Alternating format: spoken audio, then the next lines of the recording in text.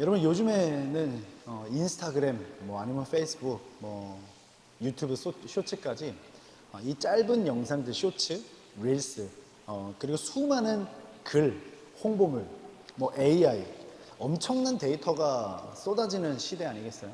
정말 상상을 불허할 정도로 엄청난 양의 정보들이 영상을 통해 글을 통해 이미지를 통해 다양하게 쏟아집니다. 하루가 멀다 하고 새로운 정보, 새로운 연구, 새로운 관점, 새로운 것, 새로운 것, 새로운 것, 새로운 것. 단 하루도 빠지지 않고 새로운 게 계속해서 어디선가 나옵니다. 그러면서 정말 중요한 것은 그 데이터가 정말로 수치화됐는가, 연구화된 것인가, 증명됐는가에 대한 문제를 따져봐야 할 정도의 엄청난 양이 밀려오는 시대가 되지 않았습니까? 그래서 아무런 출처 없이 떠들어대는 정보들에는 사람들이 이목을 집중하지 않습니다. 혹 요즘 말로 어그로를 끌어서 이목이 집중된 것 같아도 그 정보가 이렇다 할 만한 근거를 가지지 못하면 금방 사람들은 등을 돌리죠. 근데 역설적이게도 가장 이 명확한 사실이 연구 결과가 명확한 팩트가 눈앞에 있어도 자신이 가진 프레임과 선입견 때문에 사실을 부정하는 시대이기도 합니다. 제가 한국에 최근에 다녀오면서 저희 부모님과 이런저런 대화를 했는데 저희 아버지도 암투병을 하셨어요. 감사하게 완치 판정을 받으셨고 어머니는 현재 진행형이신데 그러다 보니까 늘상 하시는 일이 있어요. 특히 저희 이제 아버지는 유튜브를 통해 암에 좋은 것, 암을 어떻게 하면 이길 수 있는가 이런 의학 정보들을 엄청나게 찾아보세요. 상상을 초월할 정도로 듣도 보도 못한 뭐 영양 보조제들을 이야기하시며 호주에 있느냐 뭐 물어보시기도 하고요. 그래서 저도 찾아보면 또 신기하게 호주 사람들도 그런 것들을 꽤나 많이 보고 있더라고요.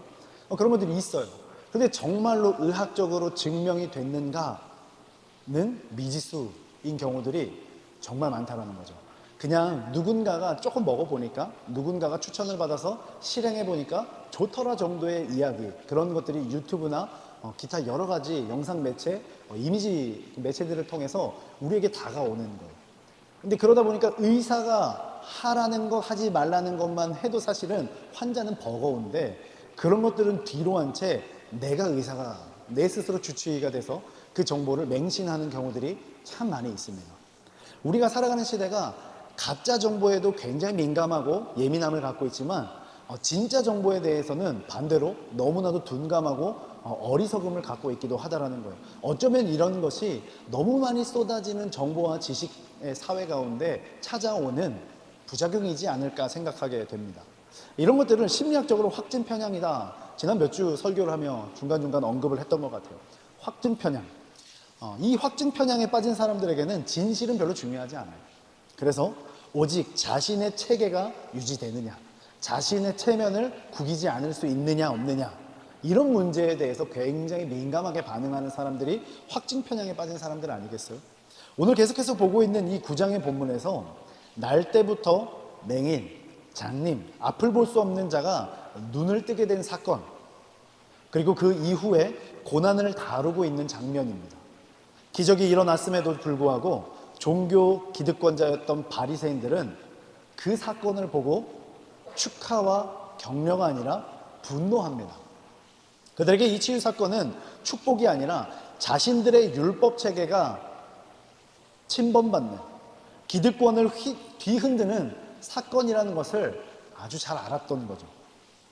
우리는 오늘 본문 가운데 신앙이라는 믿음의 여정이 단순히 눈을 뜨는 것을 넘어, 기적의 사건을 체험하는 것을 넘어 내가 가진 종교적 완고함, 또 내가 가진 인간의 완고한 생각, 내가 경험해왔던 수많은 프레임들, 내가 가진 딱딱한 가치관을 예수 그리스도라는 실제 그 리얼리티 앞에 직면하며 나아가는 것임을, 그것이 신앙생활임을, 그것이 믿음의 여정임을 깨닫고 확인하기를 주님의 이름으로 축복합니다. 그 실제 되신 예수 그리스도를 직면하고 나아가기 위해 우리가 반드시 해야 할 것이 있다면 그 첫 번째는 바로 진리를 경험해야 합니다. 그럼 진리를 경험해 보셨습니까? 진리를 경험하지 않으면 그 진리이지 않은 다른 것들로 하여금 이것이 진짜인가? 저것이 진짜인가? 이것이 맞는가? 틀린가에 늘 혼돈하게 마련입니다. 그러나 진짜 진리를 경험한 사람은 흔들리지 않는 기준을 갖게 되어지죠. 우리 보면 24절을 함께 읽어보도록 하겠습니다. 함께 읽습니다. 시작. 이에 그들이 맹인이었던 사람을 두 번째 불러 이르되 너는 하나님께 영광을 돌리라. 우리는 이 사람이 죄인인 줄 아노라. 여러분, 바리새인들은 눈을 뜬 사람을 또다시 불러 추궁합니다. 꽤 지겨운 장면이죠. 그 정도 했으면 됐어요. 본인을 불러서 이미 취조하고 추궁했습니다. 근데 그것도 모자라서 그의 부모까지 불러서 취조하고 추궁했습니다. 그 정도면 충분히 한 것 같은데 거기서 멈추질 않아요. 한 번 더 그 맹인을 불러 기뻐할 시간도 주지 않고 또다시 추궁합니다. 그러면서 그들은 이야기하죠. 그럴듯한 신앙적 언어예요. 하나님께 영광 돌리라. 아주 합당하고 맞는 말이지만 종교적 언어로 압박하며 경건의 기준으로, 거룩의 기준으로 분노하며 이야기합니다. 그러면서 예수 그리스도를 죄인으로 규정하고 죄인으로 취급합니다. 여기서 바리새인들의 모습은 화석화된 그들의 교리, 그래서 그 자신들이 추구하는 율법, 그것을 벗어나기 싫어하는 위험성을 보여줍니다. 말 그대로 확증 편향된 모습이죠. 이 확증 편향의 모습, 그 위험성을 아주 적나라하게 보여주는 장면이에요. 결코 인정할 수 없다라는 거예요. 결코 받아들일 수 없다라는 거예요. 이들은 안식일에 병을 고치는 자는 죄인이다 라는 자신들의 신학적, 종교적 관습, 가치관에 사로잡혀 눈앞에 살아있는 하나님의 통치, 기적의 역사, 은혜, 이런 것들에는 관심이 없는 거예요. 즉 하나님의 나라를 거부하고 있습니다. 이에 대해서 눈뜬 사람, 맹인이었던 자의 답은 아주 명쾌합니다. 그가 죄인인지는 내가 잘 모르겠다. 그가 죄인인지는 나 진짜 잘 모르겠다. 왜 그럴까요? 이렇게 이야기해요. 그러나 한 가지 확실한 건 내가 앞을 볼 수 없는 맹인이었지만 지금은 보게 되었다라는 그 사실을 그가 이야기합니다. 기득권에 몰아붙이는 신문에도 굴하지 않고 내가 경험한, 내가 체험한 진리를 간증하고 있는 거예요. 나 이렇게 됐잖아. 이제 보잖아. 거들먹거리는 것도 자랑질도 아닙니다. 오직 내가 만난, 내가 경험한 그 진리를 증언하고 확증하고 간증하는 거죠. 여러분, 바리새인들은 논리를 가지고 왔습니다. 그들의 율법 안에 있는 논리의 그 이야기를 가지고 와서 그 한 맹인을 추궁하고 압박했던 거예요. 그런데 이 맹인은 무엇을 가지고 왔을까요? 논리를 가지고 왔던 이 바리새인들 앞에 그의 삶을 가지고 왔습니다. 삶을 가지고 와서 니들이 이야기하는 그 율법 안의 틀이 깨진 것인지는 모르겠으나 나에게는 삶이었더라 라고 간증합니다. 여러분, 우리도 이와 같은 도전에 직면합니다. 누군가는 기독교를 논리적 모순, 사회적 현상으로 비판하죠.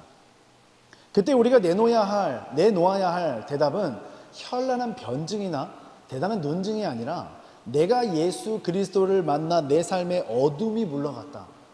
이전의 나의 삶의 모습이 세모였다면 이젠 동그라미가 되었더라라는 변화의 삶에 대한 이야기를 할 수 있으면 됩니다. 실존적 경험에 의거한 고백, 간증이 필요하다라는 거예요. 말이야 바른 말로 여러분, 논리적으로 세상의 사람들을 쉽게 이길 수 있겠습니까? 그들의 지식을 쉽게 뛰어넘을 수 있을까요? 쉽지 않은 일이에요. 결코 그것이 만만한 일이 아닙니다. 그런데 내가 진짜 경험한 일에 대해서는 그들이 뭐라 이렇다 이야기할 수가 없더라라는 거죠. 여러분, 구약의 욥은 고난 끝에 뭐라고 고백합니까? 내가 죽게 대하여 귀로 듣기만 하였사오니 이제는 뭐 했대요? 눈으로 보게 뵙게 되었느니라. 고백했던 그 욥의 고백처럼 본질, 믿음의 여정의 그 코어, 핵심 밸류는 정보의 습득이 아니라 존재의 변화를 이야기할 수 있어야 합니다. 실존적 경험이 우리의 신앙과 믿음을 좌지우지한다는 거예요. 이 자리에 함께하는 우리 외부 예배자된 모두가 실존적 진리, 그 경험으로 인해 세상 어디에서도 믿음의 고백, 간증을 선포할 수 있는 삶이 되기를 주님의 이름으로 축원합니다. 아멘이십니까? 그렇다면 이 진리를 경험함으로 인하여 우리가 간증했을 때 우리 삶에 어떤 일이 일어날까요? 고백했을 때 어떤 일이 찾아올까요? 사람들이 막 변화될까요? 기뻐할까요? 우리에게 박수를 쳐줄까요? 대단한 변화구나. 너가 이전엔 정말로 최악의 삶이었는데 이제 정말 볼만하구나. 뭐 이런 칭찬을 해줄까요? 그렇지가 않습니다. 진리에 머물 때, 진리의 편에 설 때, 진리에 대해 경험한 것을 이야기할 때 세상은 우리를 고립시키려 우리에게 달라드는 일들이 서슴지 않고 일어납니다. 우리에게 고립이 찾아옴을 알아야 한다는 거죠. 우리 본문 27절을 함께 다시 한번 읽어보겠습니다. 같이 읽습니다. 시작. 대답하되 내가 이미 일렀어도 듣지 아니하고 어찌하여 다시 듣고자 하나이까? 당신들도 그의 제자가 되려 하나이까? 바리새인들은 계속해서 멈추지 않고 묻고 따집니다. 그들은 지금 치유의 방법에 집착하면서 반복해 묻는 거예요. 그들도 치유된 그 사람 자체에 대해서 문제 삼을 수가 없었던 거예요. 그러니까 예수 그리스도께서 예수라는 한 사람이 일요일, 주일, 주님의 날, 그들의 지금이랑은 다른 날이겠죠. 안식일. 그들의 안식일의 병을 고쳤던 그 방법에 대해서 집착하고 있다는 거예요. 그때 맹인이 상당히 담대하고 도전적인 모습을 보여주는 거죠. 아니 그래서 당신들도 니네도 예수의 제자가 되려 하는 거야? 라고 질문을 던집니다. 이거 어떻게 들리시나요? 이 맹인이었던 사람은 요즘 말로 바리새인들의 자존심을 그대로 긁은 거죠. 근데 이게 긁은 게 제대로 먹혀 들어간 거예요. 이 사람들이 뭐라고 해요? 즉각적으로 자신들을 니는 예수의 제자일지 모르겠으나 우리는 모세의 제자이니라. 그렇게 예수님을 향해 그가 어디서 왔는지 알지 못하는 근본 없는 자로 비하하고 비판합니다. 여기서 우리는 신앙의 갈등 구조를 정확하게 볼 수 있어요. 바리새인들은 모세라는 과거 전통에 묻혀 예수님이라는 현재 계시, 특별한 하나님께서 보내신 독생자 예수 그리스도를 공격하고 있는 거죠. 그들은 익숙한 종교적 안락함을 위해 생명의 주, 만왕의 왕, 구세주 예수 그리스도를 밀어내고 있는 겁니다. 그로 인해 진리편에 서게 된 자, 맹인이었던 자는 점점 계속해서 압박과 고립감이 찾아오는 것을 느끼고 있는 거죠. 사실 우리 교회 공동체 안에 이런 현상들이 심심치 않게 찾아옵니다. 그동안에 해왔던 것들을 싸그리 무너뜨리고 새로운 것을 바꾸려 할 때 그 텐션감들이 있어요. 특별히 전통적인 교회 안에서 새로운 무언가를 도전하려고 할 때 이 당회 또는 재직 또는 기타 성도님들께서 그 일에 대하여 상당한 반감을 가지고 계시는 일들을 우리는 경험하게 됩니다. 너무나 감사하게도 저희는 그런 텐션감이 거의 없어요. 거의 새로운 것들을 시도할 때 왜 하는지에 대한 질문 정도, 그것이 왜 필요한지에 대한 질문 정도 있지 그것을 할 수 없습니다. 우리 전통에 맞지 않습니다. 이런 일들이 일어나지 않아서 참 감사한데 언제까지 그렇게 될지 모르겠어요. 쭉 그렇지 않았으면 좋겠는데, 물론 전통이 다 나쁘다는 건 아닙니다. 전통이 필요하죠. 기준이 필요합니다. 그런데 전통이 필요한 일과 그것만을 고수하는 일은 다르다라는 것을 굳이 설명하지 않아도 우리가 잘 알고 있지 않습니까? 그런데 오늘 본문에 나오는 이 바리새인들은 과거 전통에 완전히 묻혀버린 거예요. 그래서 그들의 익숙한 종교적 관습, 안락함이 위협받는다 생각하고 있는 거죠. 그러니 예수 그리스도를 자연스럽게 진리 대신 예수 그리스도를 밀어냅니다. 진리를 따르고 있는 그 맹인까지 밀어내어 고립시킵니다. 전 본문에서 보았듯 맹인의 부모도 그런 고립감을 경험할까 봐 자신의 배가 아파 낳은 자녀를 버립니다. 그리고 외면해 버리는 안타까운 결정을 할 수밖에 없는 수많은 인파 속에 맹인, 지금 현재 그는 어떤 스탠스가 있습니까? 끝까지 굴하지 않아요. 왜요? 내가 진리를 경험했고 그 진리 편에 설 수밖에 없으니까. 이 바리새인들과 맞서 싸움으로 수많은 주변 사람들로부터 철저한 외면과 고립의 삶을 그가 선택한 거죠. 이 맹인이었던 자는 느끼지 않았겠습니까? 분명히 느꼈을 거예요. 이거 뭔가 잘못됐다. 이대로 계속 가다가 나 진짜 나락가겠다. 할 수 있는 게 아무것도 없네. 예수라는 한 분이 나에게 시킨 대로 했더니 눈을 뜨게 되었고 그 눈을 뜬 사건을 내가 경험한 것을 고백했을 뿐인데 나에게 찾아오는 건 사람들의 박수나 사람들의 칭찬이나 고생했다라는 위로나 격려가 아니라 뭡니까? 고립이라는 거죠. 뭔가 단단히 꼬였다라고 그가 생각했을 거예요. 예수님이 시킨 거, 그렇게 보게 된 것뿐인데, 그 진리를 말했을 뿐인데 사람들 왜 날 죄인 취급할까? 내가 보지 못할 때도 죄인 취급하더니 이제는 대놓고 더 적나라하게 죄인 취급하네. 그러면서 뭐 애매하긴 해, 뭐 이랬을까요? 요즘에 뭐 그런 게 많은데, 자기가 뭔가 센스를 잘못 잡았다 생각했을지도 몰라요. 그런데 여러분, 사도행전에 나오는 스데반 집사님 기억하십니까? 성전과 율법이라는 전통에 갇혀있던 자들 앞에서 그리스도를 증언하다가 돌 맞아 죽게 돼요. 우리가 진리를 선택한다는 것은 때로 집단적 따돌림, 소외, 고립됨을 의미하기도 합니다. 늘 그렇진 않아요. 일반화시킬 수는 없어요. 그러나 그런 일들이 충분히 일어날 수 있다는 거죠. 직장에서, 공동체에서, 가정에서, 친구들과의 관계에서 진리를 선택할 때 우리는 외로워질 수 있다는 겁니다.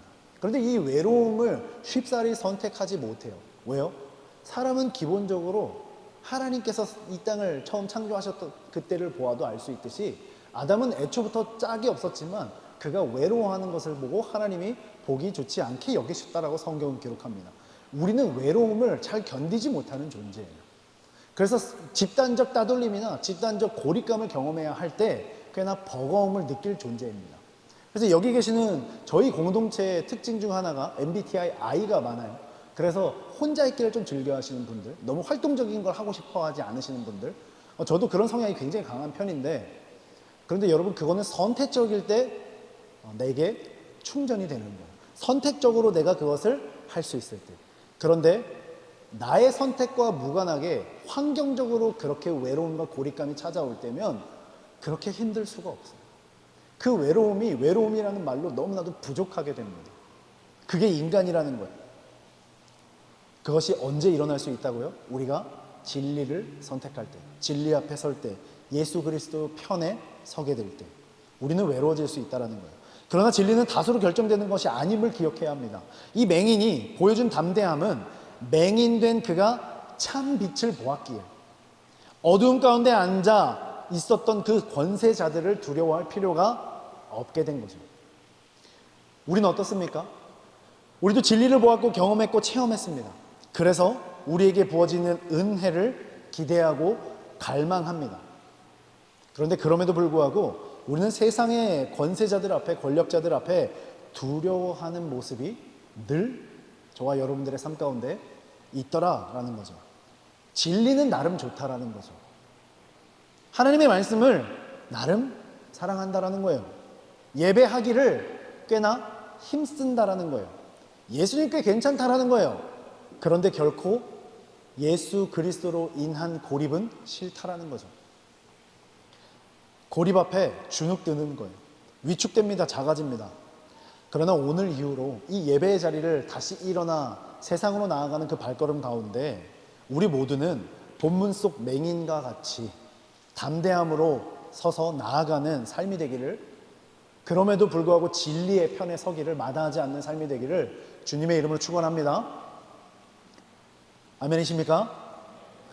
그 담대함의 모습은 과연 어떻게 드러날까요? 무엇이 담대함일까요? 우리 한번 따라해봤으면 좋겠습니다. 보는 것에서 따르는 것으로. 한 번 더 할까요? 보는 것에서 따르는 것으로. 우리 31절 같이 읽습니다. 시작. 하나님이 죄인의 말을 듣지 아니하시고 경건하여 그의 뜻대로 행하는 자의 말은 들으시는 줄을 우리가 아나이다. 본문의 절정은 맹인된 자가 바리새인들의 영적 무지함에 대해 그가 체험했던 경험으로 간증하며 바리새인들의 무지를 반박하는 장면입니다. 굉장히 좀 치열한 장면이에요. 이 구장이 그냥 흘러가면서 보기에는 조금 센 장면입니다. 근데 이 맹인이라는 사람이 굉장한 거예요. 평생을 공부하고 평생을 율법을 위해 율법을 지키려 했던 사람들 앞에 아무것도 배운 적 없었던 이 한 맹인이 서 있는 장면. 맹인은 하나님의 그 죄인의 말은 듣지 않고 경건한 자의 말을 들으시는 그 율법을 인용합니다. 이게 무슨 뜻일까요? 이 맹인도 나름 이 바리새인은 유대인이었다라는 거죠. 맹인도 유대 문화 속에 민족의 한 사람으로 삶을 살았더라라는 거예요. 그래서 율법에 대해서 1.1획도 틀리지 않고 안 것은 아니지만 그도 문화적으로 그 율법들이 잘 몸에 녹아 있었다라는 거죠. 그러나 본인이 경험해 보니, 내가 경험해 보니 예수라는 그분이 결코 죄인 될 수 없음을 그가 고백할 수밖에 없는 거예요. 율법을 알았음에도. 즉 예수님이 하나님께로부터 오지 않았다면 과연 나 같은 거짓 취급받고 죄인 취급받고 저주받았다라고 사람들이 이야기하는 나 같은 인생이, 시신경이 아예 없었던 나 같은 맹인이, 장님이 과연 보게 되는 기적을 경험할 수 있겠는가? 여러분, 불가능한 일 아니겠습니까? 그것에 대해서 일각하는 거죠. 결국 바리새인들은 네가 죄 가운데서 나서 우리를 가르치려고 하느냐, 이건 완전히 억지로 눌러버리려고 하는 그들의 말투입니다. 야, 출신도 뭐한 놈이 지금 우리 가르치려고 들어? 라고 이야기하는 것과 똑같다라는 거예요. 그렇게 맹인은 또다시 내쫓김 받고 우김 당합니다. 이 내쫓김, 출교는 비극처럼 보여지죠. 이들의 문화권 안에서는 분명히 비극이 맞습니다. 당시 사람들에게 말 잘못하면 끝이구나 싶은 상황이 되어질 거예요. 그러나 이 내쫓김과 출교는 새로운 공동체의 입성이라는 사실을 우리는 기억해야 합니다. 그러니 유대교라는 낡은 부대에서 찢겨 나옴으로 예수 그리스도라는 새 부대에 담길 준비를 마친 것이죠. 즉 그리스도와의 연합이 일어나는 상황이에요. 늘 그렇다라는 일반화를 시킬 수는 없습니다. 그러나 오늘 본문 속 장면은 세상의 종교 시스템에서 거부당하는 것이 곧 하나님 나라의 일원이 되는 과정이 되는 것을 보여줍니다. 이 부분에 대해서 극단적 예로, 그러면 우리는 세상이라는 곳과 등지고 담쌓고 맨날 교회에서 일만 하며 살면 됩니까? 라고 묻는다면 분명히 그 물음 자체가 바리새인들과 똑같은 물음 아니겠어요? 저는 결코 여러분들에게 그것을 이야기하지 않습니다. 제가 여러분들을 가스라이팅해서 봉사를 동원하고 섬김을 동원하려고 하는 게 아니에요. 그렇게 교회를 뭔가 든든히 세워가려고, 그건 든든히 세우는 것도 아니죠. 그렇게 세워가려고 하는 게 아닙니다. 일반화의 의미가 아니라 우리는 사람의 변화에 주목해야 한다는 거예요. 영혼의 돌아옴을, 회복을 고민해야 한다는 겁니다. 맹인된 자는 처음 예수 그리스도를 만나고 예수라는 그 사람으로 인식하고 정보를 받아들였습니다. 그리고 예수라는 사람 자체를 처음 보게 됐다는 거예요. 그 다음 땡기게 뭐였어요? 예수 그리스도를 향하여 선지자라 고백합니다. 그 선지자로 고백하던 이 맹인이 그리고 나서 또다시 뭐라고 합니까? 하나님께로부터 온 분이다 라고 오늘 본문에 고백합니다. 믿음의 지경이 계속 넓혀지고 있는 것을 볼 수 있다는 거죠. 이러한 맹인의 변화를 보았다면 바리새인들이 이와 같이 기득권을 위해 확증 편향된 모습은 보이지 않았을 겁니다. 한 영혼의 변화, 하나님 나라를 경험하고 있는 그 한 사람의 회복을 그들이 영적으로 꿰뚫어 보았다면 이런 확증 편향, 자신들의 기득권을 지키기에 급급한 시간을 보내지 않았을 거예요. 바리새인들은 스스로 선생이라 여기며 살았습니다. 그러나 그들은 눈먼 자들이었고 앞을 보았으나 보지 못하는 자들이었습니다. 그러나 맹인이었던 자는 보지 못했고 더 나아가 배우지 못한 사람이었으나 영적 거인으로 서 나아가는 것을 우리는 보게 됩니다. 우리는 지금 무엇을 보고 무엇을 행하며 무엇을 따라 살아가고 있습니까? 스스로 물으며 돌아봐야 하죠. 본문 속 이야기는 단순한 기적적 이야기를 뛰어넘어섭니다. 누가 진정으로 눈을 뜨고 믿음의 여정, 신앙의 여정을 걸어가는 한 사람이 되었는가를 묻고 있는 이야기이죠. 여러분, 하루도 한 주도 빠짐없이 좀 더 나아가면 주중에 있는 모든 예배, 더 나아가면 새벽 기도까지 한 번도 빠짐없이 출석하시며 하나님 앞에 예배하기를 힘쓰시는 분들 계십니까? 참으로 귀한 일이에요.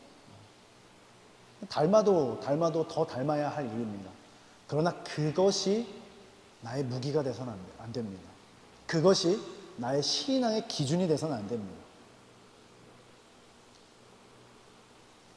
바리새인들은 성경을 연구하고 제사를 드리고 사람들을 거느리는 사람들이었지만 정작 성경이 가리키는 실체 예수 그리스도를 보지 못합니다. 그들은 자신들의 외로움이라는 안경을 쓰고 율법적 거룩과 경건의 기준으로 세상을 보았기 때문이죠. 그러나 맹인이었던 자는 자신의 비참함, 낙오됨, 철저한 자기 부인을 통하여 주님 앞에 서게 됐을 때 예수님의 만지심을 경험할 수 있었습니다. 그는 이제 육신의 눈을 뜬 것을 넘어 예수 그리스도 하나님께로부터 온 분 예수님을, 그 진리를 보는 영의 눈을 뜨게 된 거죠. 분명 민족적 왕따가 되었습니다. 그러나 진리 안에 참 자유를 누리게 된 것을 우리는 볼 수 있습니다.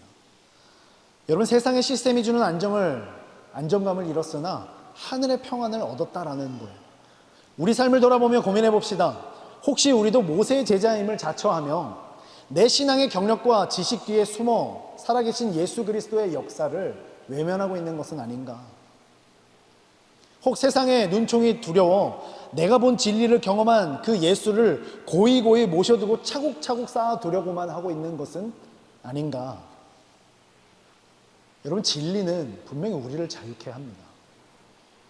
그러나 그 자유는 때로 세상으로부터 거절을 동반한다라는 거죠. 그럼에도 불구하고 우리가 담대히 나아갈 수 있는 이유는 세상이 나를 내쫓을 때 주님은 나를 찾아와 만나주시기 때문입니다. 요한복음 9장 35절, 오늘 본문 바로 다음 구절이죠. 그 35절에 이렇게 증거합니다. 예수께서 그들이 그 사람을 쫓아냈다 하는 말을 들으셨더니 그를 만나사 이르시되 네가 인자를 믿느냐. 유대교에 있는 그 사람들이 이 맹인을 결국엔 완전히 내쫓아 버립니다. 근데 그 말을 들으셨던 주님이 가만히 계시지 않았어요. 그를 찾아가 만나셨다라는 거죠. 그리고 네가 나를 믿느냐. 주님은 세상 가운데 고립된 우리를 찾아오시는 분입니다. 우리는 늘 주님을 찾아가는 것처럼 믿음의 여정을 그려요. 그러나 그 여정이 완전히 뒤바뀌어 있다는 사실을 오늘 본문을 통해 깨달으시길 바랍니다. 주님께서 우리를 찾아오시는 거예요. 내가 기도해서 주님과 가까워지고 내가 예배해서 주님을 만나게 되는 일이 일어나는 것이 아니라 내가 어떠한 환경에서도 내가 진리편에 서기를 마다하지 않을 때, 하나님 곁에 서기를 마다하지 않을 때 주님께서 찾아오심을 경험하게 된다는 거죠. 이번 한 주 세상의 프레임, 성공주의, 외모지상주의, 비교의식과 같은 누가 누구보다 더 나음을 위한 삶이 아니라 그리스도의 빛으로 세상을 바라보는 진짜 영적인 눈을 뜬 자로 살아가는 삶이 되어야 하지 않겠습니까? 사랑하는 우리 웨이브 예배자 여러분, 우리 진짜 정말 진심으로 곰곰이 함께 생각해 보기를 원합니다. 곳곳에서 터져나왔던 바리새인들의 질문 앞에 직업도 변변치 않았던 이제 막 보기 시작한 맹인은 과연 어떻게 이런 담대함이 있었을까요? 바리새인들도 진리 앞에 섰고 맹인도 진리 앞에 서 있는 것은 매 한 가지입니다. 그러나 서로 다른 태도와 모습이 있었던 것, 서로 다른 피드백이 있었던 것은 어떤 차이가 그들에게 있었을까요? 이 모든 것을 가능케 하신 것은 곧 맹인 안에 내주하셨던 성령 하나님 아니겠습니까? 사건을 진리로 해석해 하시는 분, 어떤 일을 하나님의 섭리로 깨닫게 하시는 분, 하나님의 말씀을 지식이 아니라 지혜로 우리의 삶을 변화시킬 수 있는 힘과 능력으로 깨닫게 하시는 분, 두려움을 담대함으로 이기게 하시는 분, 세상 것을 뒤로 한 채 하늘의 것을 쫓도록 우리들의 삶의 마음의 방향을 바꾸어 주시는 분, 성령 하나님의 도움이 있을 때에만 이 모든 것이 가능하더라 라는 겁니다. 여러분, 성령 하나님에 대해 어떻게 인지하고 계십니까? 저는 신령한 그 하늘의 은사들을 사모합니다. 방언도 받으실 수 있다면 받으시고, 그 방언을 그냥 무슨 뜻인지 모르고 기도하기보다 통변을 구하셔서 내가 어떤 기도를 신령한 언어로 하고 있는지 깨달으셨으면 좋겠고, 때로는 기도하며 병이 치유받는 신유의 은사가 있었으면 좋겠고, 예언하기를 마다하지 않는 여러분들이 되기를 축복합니다. 그러나 본질적으로 성령 하나님은 그 놀라운 영적인 일들을 하시기도 하지만 그것보다 저와 여러분들이 예수 그리스도를 예수 그리스도로 깨닫도록 하신다는 거예요. 여러분, 성령 하나님의 도움 없이는 믿음을 가질 수가 없습니다. 성령 하나님의 도움이 없이는 예수님을 예수님으로 깨달을 수 없습니다. 우리 안에 계신 그 성령 하나님의 간섭에 우리의 마음을 내어드려야 합니다. 열어드려야 합니다. 우리의 바리새인과 같은 굳어진 마음을 녹여주시고 우리의 맹인과 같이 어두운 눈을 밝혀주시는 주님, 성령님, 그 성령님의 인도하심에 이끌려 세상의 프레임이 아닌 하나님의 시선으로 승리하는 내가 되게 하여 주시옵소서. 이것이 우리의 기도의 제목이 되어야 하지 않겠습니까? 우리 꼭 기억합시다. 예수님은 인간의 오랜 세월이 녹아져 있는 전통, 낡아빠진 종교 시스템에 가둘 수가 없습니다. 여러분, 이 건물이 약 200년이 다 되어가는 건물이에요. 멋있죠? 한국에 있는 분들은 여기서 예배드리고 있는 여러분들을 상당히 부러워합니다. 제가 한국 가서 목사님들을 만나 뵀는데 너무너무 부러워하시더라고요. 근데 이곳에 하나님이 계신 게 아니잖아요. 이 200년 정도 돼야 뭐 하나님 머무십니까? 천장 층고가 이 정도는 돼야 하나님 안 답답하고 뭐 들어오실까요? 10평도 안 되는 작은 공간에서 주님을 사모하고 성령을 구하며 성의 충만을 구하는 공동체는 하나님 임재하시는 거죠. 아무리 화려한 성전이 있어도, 아무리 화려한 건물이 있어도 우리가 성령님을 초대하지 못하고 성령님을 받아들이지 못하면 이곳에서 드려지는 종교적, 우리의 예배의 모습은 종교적으로 끝날 뿐입니다. 조금 더 좁혀 들어가 볼까요? 여러분 마음 똑같아요. 아무리 넓은 마음, 착한 마음, 사람들이, 세상 모든 사람들이 되게 정직하고 착하구나, 좋은 사람이구나, 선한 사람이구나 수많은 칭찬을 받아도 성령님이 내주하지 않으면 성전이지 못합니다. 이 말을 오해하셔서 그런 불법을 저지르고 폭력을 저지르며 사기를 쳐도 내가 성령을 구하면 괜찮은 건가? 아니죠. 당연히 아니죠. 그 낡아빠진 생각들은 다 싸그리 내려놔야 합니다. 특별 새벽 기도요? 우린 없어요. 너무 긴장하지 마세요. 우린 특별 새벽 기도를 하지 않습니다. 할 수 있으면 하세요. 여러분 개인적으로. 새벽 기도하면 뭐 경건해집니까? 뭐 금요철 안 빠지고 참석하면 뭐 대단히 경건해지나요? 성령님이 계시느냐 안 계시느냐가 우리 삶의 경건을 좌지우지합니다. 곧 그것이 예수 그리스도를 믿느냐 안 믿느냐로 귀결되어질 수 있다는 거죠.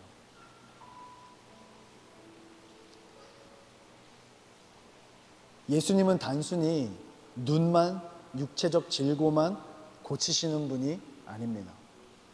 우리를 종교의 굴레에서 벗어나게 하심으로 하나님 나라의 통치 속으로 편입시키심을 믿는 저와 여러분 되길 간절히 소망합니다.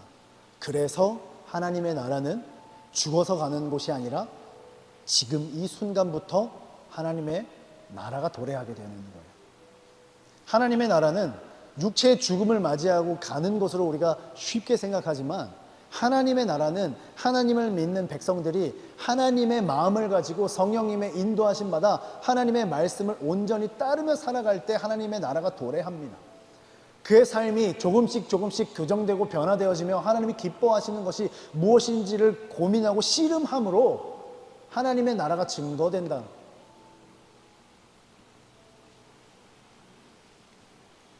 여러분, 우리가 세상으로부터 거절당하고 출교당하는 그 일은 실패가 아닙니다.